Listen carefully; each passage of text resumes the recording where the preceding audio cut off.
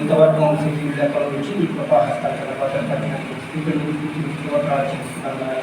ఇదిగో తండ్రి ఇప్పుడు వచ్చిన ప్రతి బిడ్డని ఈ యొక్క మంచి శుక్రవారంలో ఇదిగో తండ్రి ఈ సిలువ జ్ఞానాలను ఇదిగో తండ్రి మాట్లాడుతుండగా మాలో ఏదో ఒక మంచి ధైర్యాన్ని ఇచ్చేయడం ఇదిగో తండ్రి మాట్లాడటమే కాదు కానీ ఇదిగో తండ్రి ప్రతి దినము మేము వాటిని అనుభవించుకుని మా జీవితాల్లో ఇదిగో తండ్రి వాటిని ప్రకారం నడుచుకునే విధంగా భయభక్తులు తిరిగే బిడ్డలుగా ముందు బలపరచండి చెప్తున్నావు. ఇదిగో తండ్రి మాటలు ఇదిగో తండ్రి వ్యర్థంగా పోకుండా వెనకాల హృదయాలు గ్రహించుకునే ఇదిగో తండ్రి చెవులు మాకు దయచేయండి. వెనకాల చెవులు గ్రహించుకునే హృదయాలు మాకు దయచేయండి. చిన్న బిడ్డలు కూడా ఇదిగో తండ్రి క్రమశిక్షణ కూడా దయచేయండి. చిన్న మాటలు ఇదిగో తండ్రి విని ఊరంతలు కలింపజేయమని ఈ చిన్న మాటలు ఇదిగో తండ్రి చిన్న ప్రార్థనని చేర్చుకోమని ఘనత మహిమ ప్రభావం నీకే చెల్లిస్తూ యేసుక్రీస్తునామములో అతి వినయంగా అడిగిస్తున్నాం తండ్రి.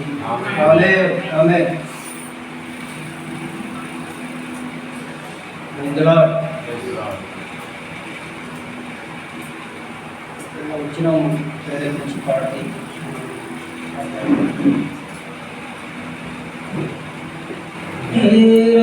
చేయని నీవు ఈ ఘోర పాపి కొరకు భారమైన సిలువ మోయలేక మోసావు కొరడాలు చెళ్ళని చీల్చెను నీ సుందర దేహాన్ని కొరడాలు చెళ్ళని చీల్చని సుందర దేహాన్ని తడిపెను నీ తనుగునే రుధిరంగు దారనై తడిపెను నీ తనుగునే రుధిరంగు దారనై బలి అయిన యేసయ్యా వెలి అయిన యేసయ్యా నిలువెల్ల నలిగితివా నీలెంతో నసితివా సిలువలో ఆ సిలువలో ఆ ఘోర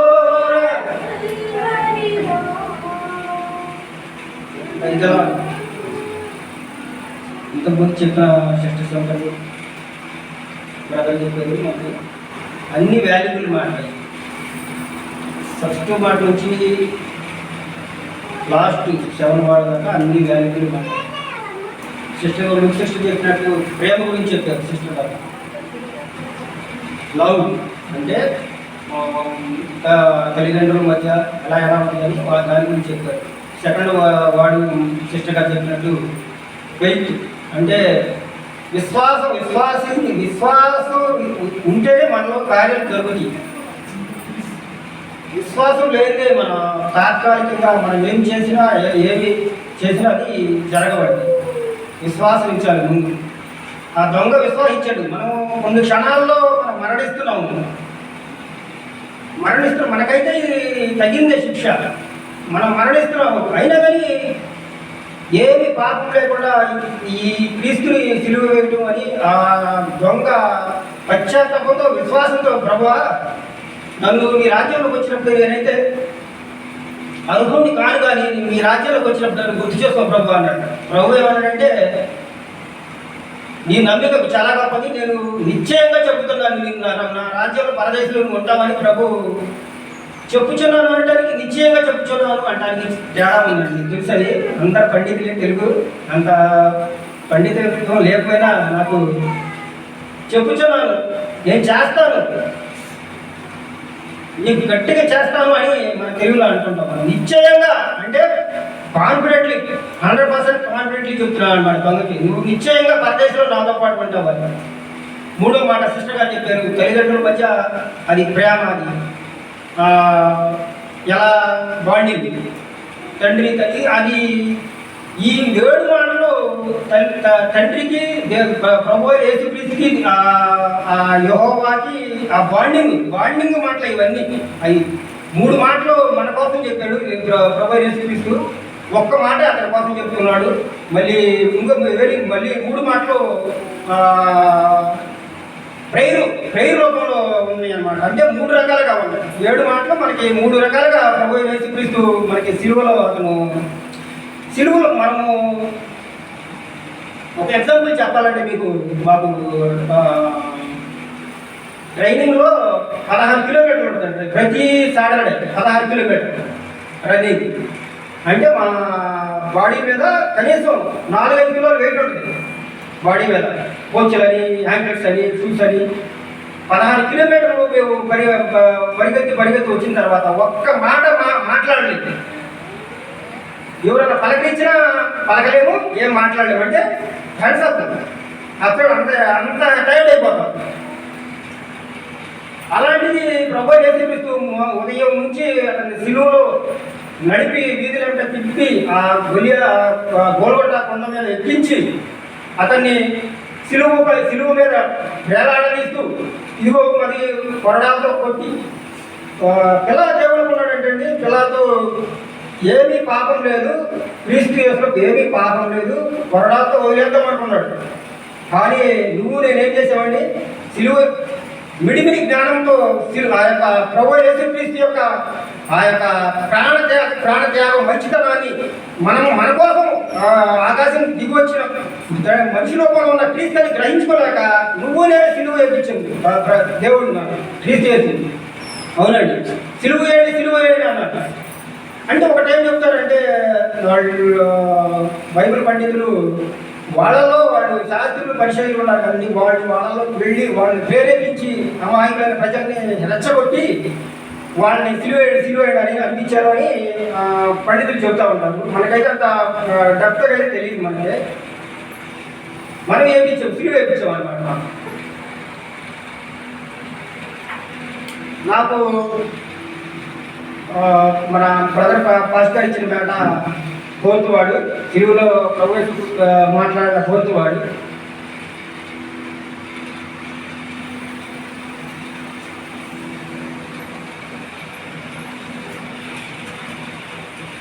మత్తయి సువార్త 27:46. యేసు సిలువలో అంత బలహీనతలతో కూడా 7 మాటలు మాట్లాడారు. మనమైతే ఒక మాట కూడా మాట్లాడలేదు. అయిపోయింది మన పరిస్థితి, మనకి ఇంకేముంది, ఏళ్ళతో మాట్లాడాల్సిన పని ఏముంది అనుకుంటాం మనం.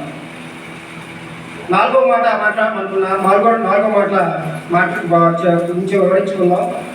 కొంత సమయం చెప్పాలని అనుకున్నాను నేను. కొంత సమయంలో కూడా అర్థమయ్యేటట్లు చెప్పాలని ఆశిస్తున్నాను, వింటారని ఆశిస్తున్నాను నేను. నాకు తెలిసిన వార్డులో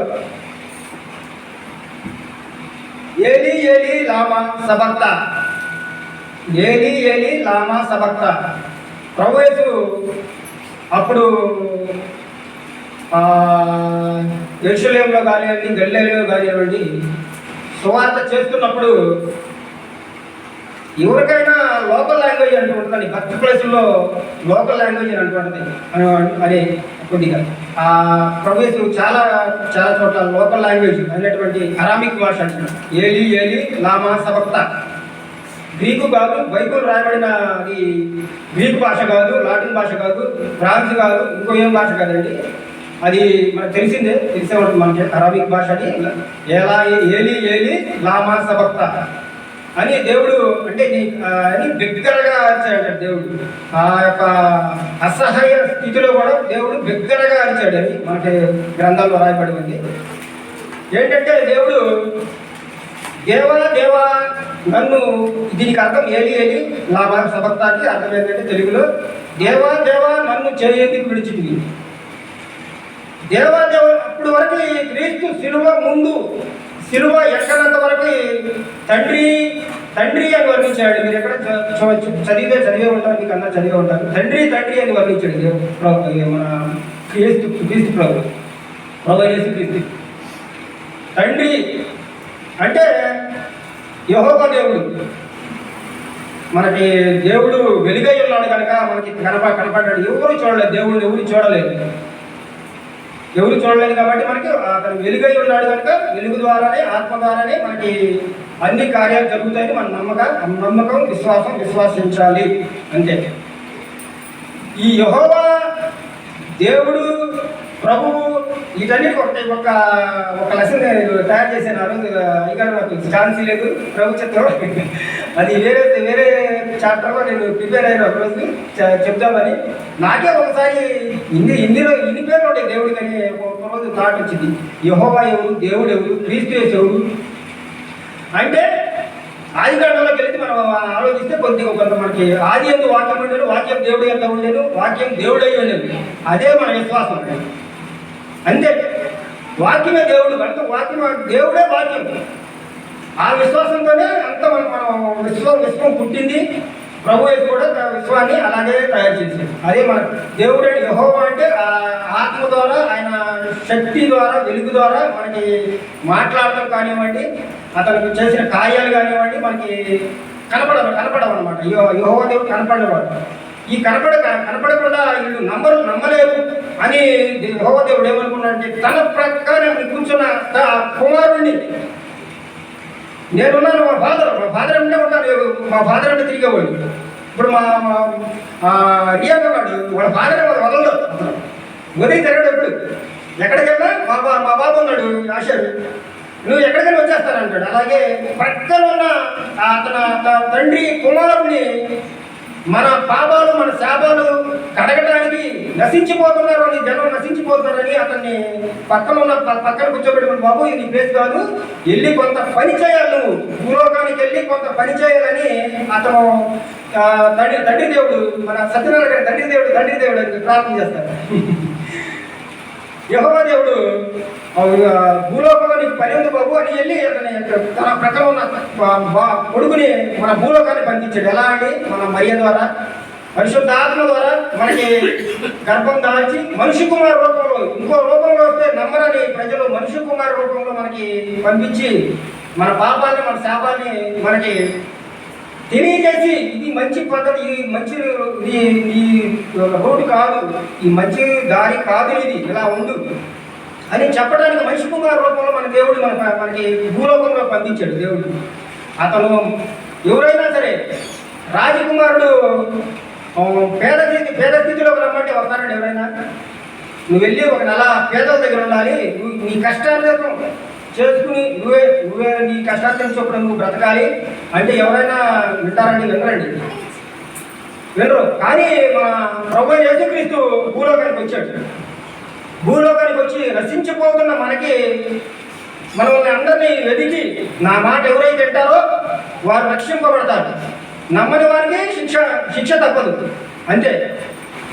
ఆజ్ఞ అధికారం, ధిక్కారమే పాపం అని ఆజ్ఞ ఇస్తున్నాను. మీరు మంచిగా బతకండి, ఒక వాక్య రూపంలో వాక్యానుసారంగా బతకండి, మీకు రక్షణ ఉంది, మీకు పరలోకం ఉందని చెప్పడానికి భూలోకంలోకి వచ్చిన ప్రభు యేసుక్రీస్తుని మనమేం చేసాము? మన యొక్క అవిధేయతలు, మన యొక్క సాతాను క్రియలు, మనకు ఎన్నెన్నో అతని మాట ఏముంటా మన యొక్క అవిధేయతలతో తిరుగుతూనే ఉన్నాం ఇంకా. కానీ ప్రభు ఇప్పుడు తండ్రి మన ఆశలను అతని మీద వేసుకున్నాడు అంటే ఒక్కొక్కసారి మీకు డౌటే వచ్చిందండి. అతనే యేసుక్రీస్తు బయటపోయింది మన పాపాలు అని ఎంతమందికి ఒక డౌట్ వచ్చిందండి? ఎప్పుడైనా మనం చేసిన పాపాలు యేసుక్రీస్తు బయటపోయింది. ఎవరికి వచ్చింది? సురేష్ గారు మీకు వచ్చిందండి ఎప్పుడైనా? అక్కడ చెప్తారు ఏంటండి, మన పాపాలు యేసుక్రీస్తు బయటపోయింది. విజయకుమార్ బ్రదర్ మీకన్నా వచ్చిందా? వచ్చిందండి. నాకు ఎప్పుడు వస్తాను వాడు, కానీ డెప్త్గా ఆలోచించాలి, లోపలికి ఆలోచించాలి, అంటే బాగా ఆలోచించాలి. మనం ఒక తండ్రి కుమారుడు చేసిన తప్పులు, బయటికి వెళ్ళి చేసిన తప్పులు ఎవరంటారండి? పిల్లలు తప్పులు చేస్తే తండ్రిని అంటారండి. ఏ పెంపకం ఇది? ఈ పెంపకం ఏంటని తండ్రిని అంటారు. అలాగే క్రీస్తు తన దేవుడైన యెహోవా దేవుడిని ఏంటంటే అట్లా పెంపలు మన యొక్క పాపాలు అతని మీద వేసుకున్నాడు. అంటే దేవుడు క్రీస్తు అతని కొడుకు కాబట్టి వాడు జాగ్రత్తగా ఉండాలని భూమి మీదకి వచ్చింది దేవుడు. మన యొక్క పాపాలు అతని మీద చేసుకున్నాడు. మనం చేసిన పాపాలు పిల్లలం కాండి, మన పిల్లలం కదా, మన తండ్రి పిల్లలం కదా. నేను పెంచు గొర్రెలారా, నేను మేపు గొర్రెలారా, నా పిల్లలారా అన్నారు లేదా యేసుక్రీస్తు మన గ్రంథాల్లో అన్నారు కదా. దేవుని పిల్లలే మనంతా. ఆయన మన పాపాలు శాపాలన్నీ ఆయన మీద వేసుకుని మోస్తూ ఆ సిలువ ఎక్కాడు. సిలువ మీద అతను మన పాపాలని మనం చేసిన పాపాలు చెప్తున్నా కానీ వాక్యానుసారంలో మనకి చూపిస్తున్నా కానీ యేసుక్రీస్తు మనం చేసిన పాపాలు అన్నమాట. సరే, నా సబ్జెక్టులో వస్తాను. నాలుగో వాడు, దేవా నన్నెందుకు చేయి విడిచితివి, దేవా నా చేయి ఎందుకు విడిచితివి. యేసుక్రీస్తు ఇంకా చేయవలసిన చాలా మంది ఆలోచనలో ఉన్నాడు. అంటే దేవుడు ఏమన్నాడంటే, ఇప్పటికే చాలా ఎక్కువ చేసావు కుమారా, నువ్వు ఇంకా చాలు అని సిలువ మీదకి తీసుకురావడం జరిగింది ప్రభు. అప్పుడు ఏం జరిగిందంటే, ప్రభు దేవుడు ఏమన్నాడంటే దేవా నా చెయ్యి ఎందుకు విడిచింది. నేను చేయవలసి చాలా ప్రభు. అప్పుడే నన్ను సిలువ ఎక్కించేసావు, సిలువ అయిపోయింది, సిలువలో నన్ను ఎలా తీసామని ఆ యొక్క బాండింగ్ ఏంటంటే తండ్రి కుమారుడి మధ్యలో ఆ యొక్క అప్పుడు దాకా ప్రభు యేసుక్రీస్తు తండ్రి అని వర్ణించుకొచ్చిన అప్పుడు దేవా అన్నాడు. అప్పుడు రెస్పెక్ట్ ఇచ్చాడు మన తండ్రి దేవుడికి. రెస్పెక్ట్ ఇచ్చి అప్పుడే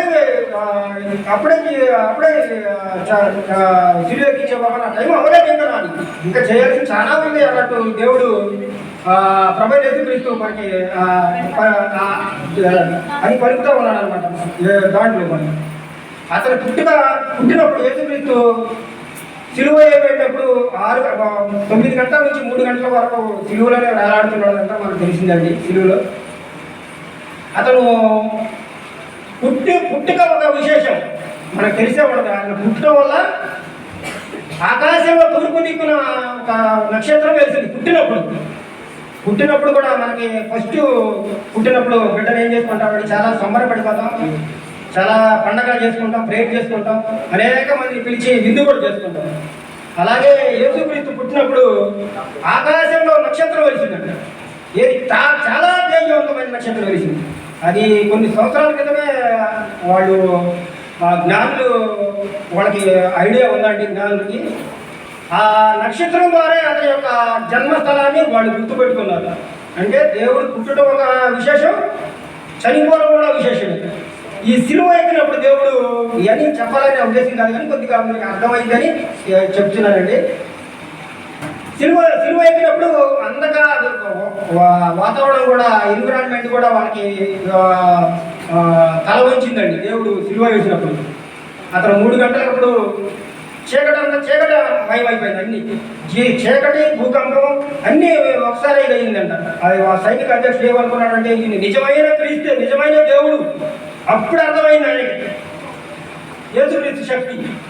అక్కడే సిలువ ఎదురే వాళ్ళు మోకరిల్లు అంటాడు. అతను నిజమైన క్రీస్తు, ఇతని సిలువ ఎక్కించే మన తప్పని అప్పుడు వచ్చేస్తాడు అది ఆ సైన్య అధ్యక్షుడు. క్రీస్తు అప్పుడు ఏం చేశాడంటే, సిలువ ఏమిటంటే సిలువలో 3 గంటలు అండి, 3 గంటలు అంటున్నాం కదా, 3 గంటల నుంచి 9 గంటల నుంచి 3 గంటల వరకు. 3 గంటలకి ఇప్పుడు చీకటి పడిందండి. ఎందుకు పడింది? 3 గంటలకి చీకటి పడితే ఎప్పుడన్నా మీరు చూసారండి? ఇప్పుడు వర్షాకాలం చీకటి పడితే కానీ కొద్దిగా సన్లైట్ డౌన్ అయిపోతుంది, కొద్దిగా ఇవ్వండి. కానీ యేసుక్రీస్తు సిలువలో మరణానికి దగ్గరగా ఉన్నప్పుడు అంత చీకటమయమైపోయిందంట. చీకటమయమైపోయింది. ఆ యొక్క చర్చిలో, ఆ యొక్క దేవాలయంలో పరదా అంటే మీకు తెలిసే ఉంటుంది. పరిశుద్ధ స్థలం, అతి పరిశుద్ధ స్థలం. పరిశుద్ధ స్థలం ముందుగా ఉంటుందండి. మనం కూర్చొని పరిశుద్ధ స్థలం అంటే ఈ యొక్క ఘట్టము దాటి అటు ఒక స్టేజ్ ఉంటుందండి. అప్పుడు యూదులు ఆచారం, ఆ లోపలే ఉంటాడు యాజకుడు. అప్పుడప్పుడు వెళ్ళి యాజకుడు అక్కడికి వెళ్ళి ప్రార్థన చేస్తాడు. ప్రార్థన చేసి ఆశీర్వాదాలు ఇంటి కానీ అందరూ అతను చాలా పరిశుద్ధంగా ఉండాలంట. యాజకుడు చాలా పరిశుద్ధంగా ఉండకపోతే అతను చేసే ఆ మాటలు కానీ ఆ చేసే ఆ యొక్క స్పీచ్ కానీ ఇచ్చేటప్పుడు అక్కడే చనిపోతాడండి. వాళ్ళకి ఇటువరకు మనకు పాస్టర్స్ ఉంటారు చూడండి. ఇప్పుడు పాస్టర్స్ సోమవారం మొత్తం పాస్టర్లు ఏమంటారు, ఆర్సీఎం చర్చి వాళ్ళు. ఆర్సీఎం చర్చి వాళ్ళు ఒక నియమం అంటారు, క్రమం ఏంటంటే వాళ్ళు అంగీ వేసుకుంటారు. ఆర్సీఎం అంగీ వేసుకుని అది ఈ యొక్క ఇది కూడా కట్టుకుంటారు, రోప్ కూడా కట్టుకుంటారు. వాళ్ళు చూసే ఉంటారు. ఆ యాజకుడికి ఆ అతి పరిశుద్ధ స్థలానికి వెళ్ళి అతను బోధ చేస్తున్నప్పుడు కానివ్వండి, పరిశుద్ధంగా లేకపోతే అక్కడే వెళ్ళి చచ్చిపోతా ఉంటాడు. అంత నియమంగా ఉండేవాళ్ళు అన్నమాట వాళ్ళు యూదులు. పరిశుద్ధ స్థలం అవతల ఆ రోప్ ఎందుకు కట్టుకుంటాడండి? ఈ మన యాజకుడు చనిపోతే ఆ రసీ ద్వారా మనం లాగేయచ్చని రసీ అది కడతారంటండి. రసీ అంటే హిందీలో రోపు, అది కడతారంట. అది తాడు, ఆ తాడు కడతారంట వాళ్ళు. ఆ నియమం ఇప్పుడు కూడా పాటిస్తున్నారు వాళ్ళు. అందుకని కడతారా? ఇది ఎందుకు కట్టుకుంటారు ఆలోచించినట్టు. అంత పరిశుద్ధంగా ఉండేవాళ్ళు అండి వాళ్ళు. అప్పుడు యాజకుడు అంటే అంత పరిశుద్ధంగా ఉంటుంది. ఆ కట్టల లోపల పరిశుద్ధ స్థలంగా కట్టిన కట్టలు కూడా చిరిగిపోయింది అనుకో. 4 సెంటీమీటర్ల మందం ఉంటుందంట ఆ పరద అండి. అతి పరిశుద్ధ స్థలానికి ఆ కట్టలు. అది కూడా అంత బలంగా ఆ వాతావరణం యొక్క కంపనాలు అంత బలంగా జరిగినాయి. అంత శక్తివంతులు మన దేవుడు. మనమేం చేస్తున్నాము? అంత శక్తివంతులు మనకు తెలియకుండానే ఇంకా మనము మన యొక్క అవిధేయతలతో మన యొక్క ఇష్టారాజ్యంగా జీవిస్తున్నాము. మనం ఎందుకంటే సిలువలో ప్రభు పలికిన మాటలే ఈరోజే ధ్యానించుకుంటాం మనం. ఇంకా ఈరోజు ధ్యానించుకుంటే సరిపోదండి. ప్రతిరోజు మనం ధ్యానించుకుంటూ ఉండాలి, వాటి మెమరీ చేసుకుంటూ ఉండాలి. క్రీస్తు గురించి మనము మెమరీ వేసుకుంటూ మనం ఆయన యొక్క దారిలో ఆయన చిత్తానుసారంగా బ్రతకాలి. ఆయన చిత్తానుసారంగా బ్రతికినప్పుడు మనం అనుకుంటున్నాం కదండి, 1000 ఏళ్ల పాలన అది చూడగలుగుతాం. ఏంటంటే దేవా నన్నెందుకు చెయ్యి విడిచిరు, నన్నెందుకు నేను చెప్పాను కదండి. మళ్ళీ అది వాటి చేయకూడదు. ఇంకా నేను చేయవలసిన చాలా మంది పాపులు ఉన్నారు ప్రభా.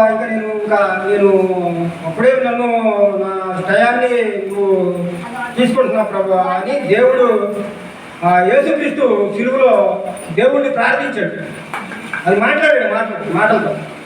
నన్ను అప్పుడే తీసుకుంటున్నా ప్రభా, ఎందుకు అది అని ఆ బాండింగ్ అండి.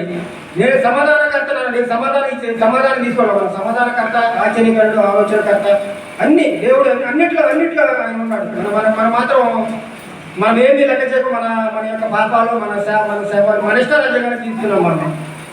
కానీ భూమి మీదకి యేసు అభిషక్తుడు. క్రీస్తు అంటే మనకి యేసు క్రీస్తు పరిశుద్ధుడు. యేసు అంటే అభిషక్తుడు, క్రీస్తు అంటే పరిశుద్ధుడు. అభిషేకిస్తూ పరిశుద్ధుడు కాబట్టి అభిషేకిస్తాడు. ఇప్పుడు మన భాష గారు ఉన్నారండి, అభిషేకించబడ్డాడండి, అర్పించుకున్నాడు. మళ్ళా కాదండి. ఇప్పుడు మనం ఇక్కడికి ఈ యొక్క ర్యాంపు పులిపేట మీదకి వచ్చి మనం మాటలు చదువుతున్నామంటే ఆత్మపూర్వకంగా ఉండాలండి. మనకి ఎట్లా పడితే అట్లా మాటలు రావండి. నేనైతే అలాగే అనుకుంటాను. మరి ఆత్మలో నుంచి రావాలి మాటలు. మనం ఎట్లా పడితే అట్లా మాట్లాడటానికి లేదండి. అది ఒకవేళ మనం చెబుతున్నామంటే మనం అక్కడ కూర్చుని చాలా చెబుతాం. మనం అట్లాగే భాష ఎట్లా చెప్పారు, ఎట్లా చెప్పారు. అభిషక్తుడు అభిషక్తుడు అనమాట. అభిషేకించుకుని మనం రక్షించడానికి వచ్చాడు. రక్షకుడు అభిషక్తుడు. అభిషేకిస్తానికి మనం భూలోకానికి వచ్చాడు దేవుడు. మనం ఎలాగైతే అభిషక్తుడు ఎలాగైతే అలాగా బ్రతకడండి. మనం చెప్పిందే వెళ్ళాలి, అది మార్గంలోనే మనం వెళ్ళాలి.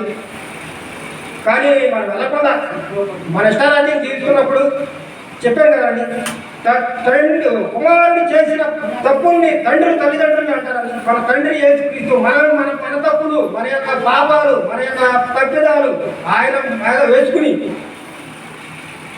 ఇప్పుడు 10 మందిలో ఒక ఇద్దరు ముగ్గురైనా 10 మంది కూర్చోాలన్నమాట. మంచివాళ్ళు ఉంటారు. అట్లా వాళ్ళ ద్వారా మనం కొంత నీతిని నేర్చుకుంటాం.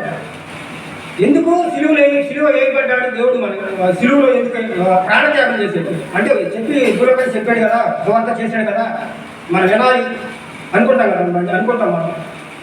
సిలువలో మనకి ఎందుకు ప్రాణత్యాగం చేశాడంటే మన కోసమే. మరి మన యేసు పవిత్రుడు, ఏ పాపం ఎరగని వాడు. అతన్ని చూసి మన పాపాలు, మన శాపాలు ఒప్పుకుంటామని మనం చేసిన తప్పులు ఆయన సిలువ ఇచ్చాడండి. సిలువలో ఆయన మనం చేసిన తప్పులు అంటే మనం అదే డౌట్ అడిగాను కదా నేను. మనము పాపాలు చేయడం ఏంటి, యేసుక్రీస్తు సిలువ ఎక్కడం ఏంటని మనం అడిగాను కదండి. యేసుక్రీస్తు మన పాపాన్ని కడగడం కోసం ఆయన పరిశుద్ధుడిగా అభిషక్తుడిగా వచ్చి మనం అభిషేకించాలి, మిమ్మల్ని కూడా అభిషేకించాలి రండి అని మనం వినలేదు. మన విధేయతతో మనం వింటలేదు కాబట్టి మన యొక్క పాపాలు ఆయన మీద వేసుకుని సిలువ పెట్టాడు దేవుడు యేసుక్రీస్తు. అప్పుడు ప్రభువుని ఏమన్నాడంటే, దేవా నన్నెందుకు చేయి విడిచింది. నేను ఇంకా చాలా మంది పాపలు ఉన్నారు ప్రభు, నన్ను అప్పుడే నన్ను తీసుకుంటున్నాను అని ఆ సమయంలో దేవుడు వేలాడుతూ కూడా, అంటే ఆ యొక్క బాధలో ఉన్నప్పుడు కూడా అతను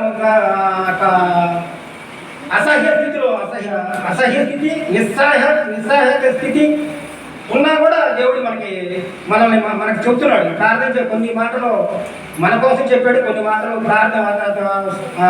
అతని కోసం చెప్పుకున్నాడు, కొన్ని 3 మాటలు ప్రార్థన చేశాడండి. సిలువలో కూడా ప్రార్థన చేశాడు దేవుడు. ఆ 3 మాటలు, మిగతా 3 మాటలు ప్రార్థన చేసిన మాటలు అన్నారు. సమాప్తం, ఇంకా దప్పి కోరికలు ఉన్నవి సమాప్తం అని అవి ప్రార్థన అని అవి మనం గ్రంథాల్లో ఉన్నవి.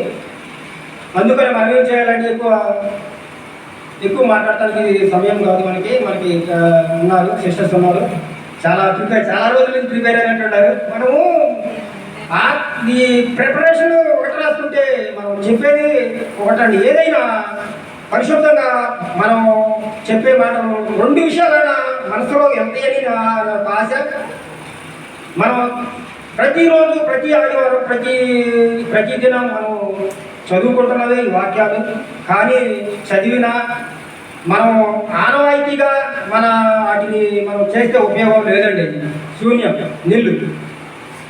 వాటిని మన జీవితాల్లో అన్వయించుకుని వాక్యానుసారంగా జీవించిన నాడే మనకి ఆ యొక్క ప్రతిఫలాలు కానీ దేవుడు సంతోషిస్తాడని నా ఆశ.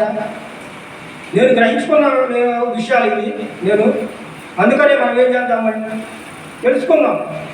దేవుడు మన కోసం సిలువ ఎక్కాడు. ఎందుకు ఎక్కాడు? సిలువలో వేలాడదీయబడ్డాడు. ఎందుకు వేలాడదీయబడ్డాడు అని కనీసం గ్రహించుకుని మనం మన జీవితాల్లో ఈ రోజే మనం చర్చించుకోవడం కాదు, కానీ ప్రతిరోజు ఈ మాటలు మనం జ్ఞాపకం చేసుకుంటూ మన యొక్క జీవితాల్లో వీటిని మనము అన్వయించుకుని ఆ యొక్క దేవుడి యొక్క ఆ చిత్తానుసారంగా జీవించిన రోజు మనం కూడా ఆ యొక్క పరదేశి కానివ్వండి, పరలోకం కానివ్వండి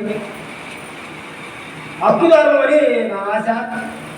మనమందరం అలాగే జీవించడానికి ప్రభుయేసు యొక్క ఆత్మలో ఆ యొక్క ఆత్మ మన మీద అందరి మీద ఉన్నట్లుగా ఈ సంఘాన్ని దీవించి ఆశీర్వదించినట్లుగా మనము ఈ చిన్న మాటలు దేవుడు దీవించి ఆశీర్వదించిన కాక. ఏదైనా తప్పులుంటే క్షమించండి. కొన్ని మాటలను అర్థమైనని నేను ఆశిస్తున్నాను. దేవుడి యొక్క వాక్యాన్ని చిన్న మాట దీవించి ఆశీర్వదించిన కాక. ఆమేన్.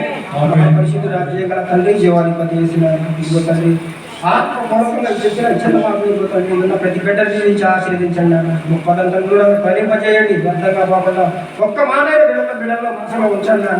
క్రీస్తు ఎవరు, యేసు ఎవరు, అభిషక్తుడు ఎవరు, యేసు క్రీస్తు ఎవరు అని తండ్రి నువ్వు అభిషేకించబడి మా కోసం నువ్వు భూమి మీదకి వచ్చినావు నాన్న. నీ చిత్తానుసారంగా వాక్యానుసారంగా జీవించే భాగ్యం మాకు అందరూ దాచేమని నువ్వే తోడు చేయడం నిన్న ప్రతి బిడ్డను దీవించి ఆశీర్వదించమని యేసు క్రీస్తు నామలో అతివేనంగా అడిగి పెట్టుకుంటున్నాం తండ్రి. దేవునికి స్తోత్రం.